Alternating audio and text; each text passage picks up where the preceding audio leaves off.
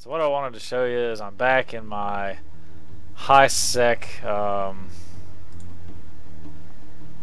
damn it.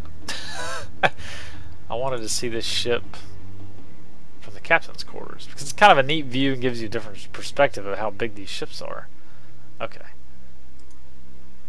Aha, here we go. So this is a transport ship.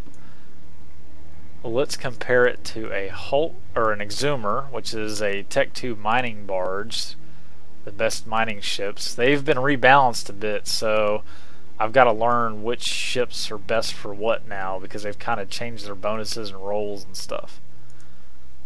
Let's make the Hulk active. Okay, it's almost as big as the blockade runner. I love the animation on these industrial ships. Like you saw, the blockade runner had these spindly bits in the middle. Who knows what that's supposed to represent? But the fact that these mining ships have like pistons that are moving, they've got these furnaces going, that is just awesome. I've never seen vehicles in any other game that have that kind of thought put into them in detail. So that's just awesome. As you can see, it's got 6 lasers, which mean in reality there's 3 hard points. So it can fit 3 strip miners. And if we look at it, show info. Cargo holds small. The main cargo holds small. And now the ore hold is actually pretty small too. It's only 8,500. And when you got 3 strip miners, that's going to fill up fairly quickly. I think the intent of the Hulk is for, let's see, strip miner yield, shield resistances, strip miner yield, and ice harvester. I think the purpose of the Hulk now is to be for mining operations where you have either an Orca, or if you're out in 0-0 and you've actually got a Orca, which is the capital industrial ship. It's a huge ship. And what you do is you jet can your ore, and then either an Orca or Rorqual, whatever it's called, would use these big tractor beams that have extra range bonus, and they suck up your jet cans, and they would hold the ore. So you're just mining away, you're dumping your ore because your cargo hold's not that big, but you have a very high mining yield in this ship. Yeah, only 2 low slots, so even at 800 or 8,500 cubic meters, you're not going to expand that too much. But let's look at this is a Mackinac, which used to be an ice miner. That's why it's called Ice Baby. See, but now this one gets a bonus to ore hold capacity and a teeny tiny bonus to the yield. But it gets a ship bonus of 50%. But it only gets two mining lasers. So 50%, so you get, with the ship bonus, it's equal to 3. But the ore hold capacity, excuse me, is huge. So I think this is more of your solo miner ship. So you can sit there for an extended period of time and keep mining away, AFK, whatever. I mean, it does have Tech 2 resistances, so it's a better tank for low sec or 0-0. But really, to me, this looks like the high sec AFK miner ship because it has such a huge ore capacity.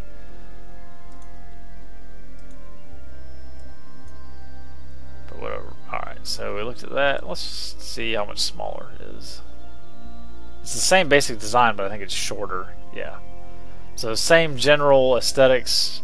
It's just shorter, doesn't have the badass furnaces, but you still got the cool pistons moving and the 2 strip miners. And then it's even got more moving parts. This is really awesome, I think. So here's the baby of the bunch. This is the biggest ship you can have in high sec space. It's not technically a capital ship. It's called an industrial, or the skill to fly it is industrial command ship. And this is the Orca. And that is a big baby, big bitch. Let's do enter the ship hangar here. You can see it is very wide. It's got like 6 huge containers, and then even more containers on top. I mean, this thing is awesome. This is every industrialist. This is their ship that they're gonna want.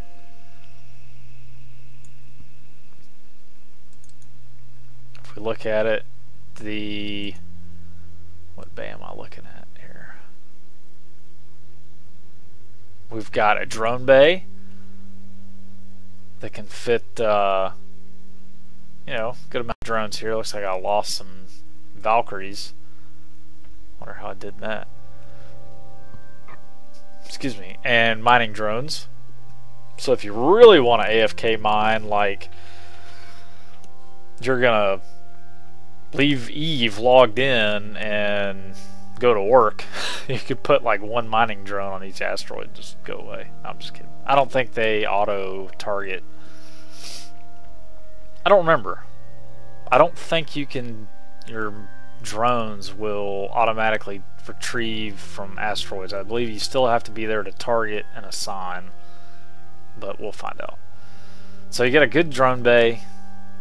You have a ship maintenance bay, which no other ships in high sec have, high security space, and it's 400,000 meters.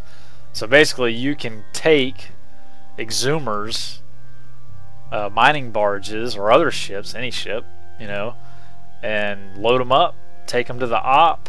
People could switch out their ships, you know, maybe they're going to fly a frigate over to you, and then they could jump in a, you know, a mining op, or a mining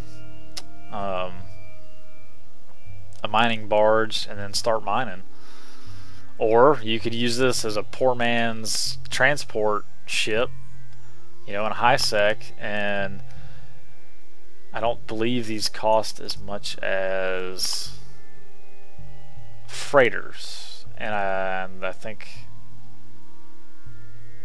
where it is, show info, where's oh, sorry, tiny text. Yeah, so it's a third, or no, it's about half the cost of a freighter. So you got 400,000 meters cubed for ship maintenance. A fleet hangar is a special hangar that you can put ship modules in, you know, any of your regular items, but your court members or fleet members can fly up. If they're, you know, let's say they pull out one of the barges you got, they need to refit for ice or gas or whatever, and you got those modules in your fleet hangar, they can pull that stuff out and access the ship fitting window, because the ship, if they get within range, they can actually access their fitting window and change the fitting on their ship. And then we have the ore hold, which is 50,000 meters cubed. So 50,000 meters cubed for just ore. You couldn't put anything else in here, just ore. I don't know about minerals. It does say ore. I'm thinking you could put minerals in there, not just raw ore, but I don't know for sure. And then your regular cargo bay, which can be expanded with modules. Mine's almost up to, we're at 89,000 meters cubed, so that is huge. So let's see what I got here. We've got, okay, so I've got 3 cargo hold rigs and 2 cargo hold expanders in the lows. That's why my cargo hold is huge. That's not necessarily the best fit for this ship, because if I do believe this thing is slow as molasses. Cargo capacity, yeah, drawback 8%. What's the drawback? Armor. Okay, so it's not. So these rigs increase your cargo capacity 15% a pop for Tech 1 rigs, but your drawback is 8% of your armor. So definitely, if you fit your ship with basically for cargo, you want to keep it in high sec because you're losing your tank with those rigs. You're losing 8%, 24% of your armor is gone. Okay, these cargo expanders lower my velocity, so that sucks. And your structure hit points by 20%, so I've lost 40% of my structure hit points also with these two modules on my ship. And that's why I have shield. I run shield hardeners.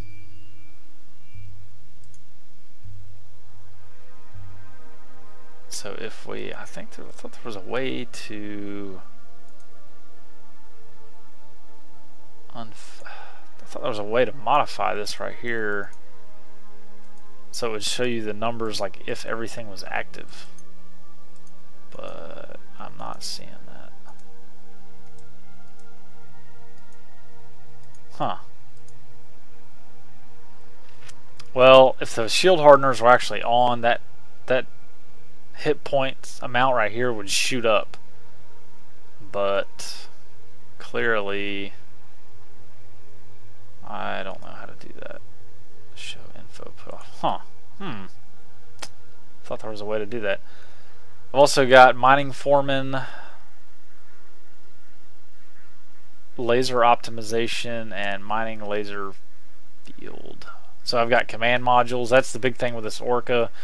You go out on a mining op with other miners. You train the leadership skills needed to run command modules, which basically are boosters for your fleet.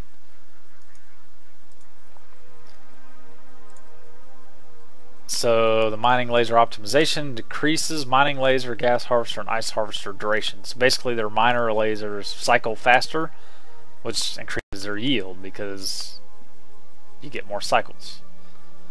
Might drain their cap though if they don't have enough cap skills. Capacitor skills, I'm talking, not capital ships, but capacitor skills. So that speeds up their lasers, cycles, and this would increase their range, so they don't have to move around as much.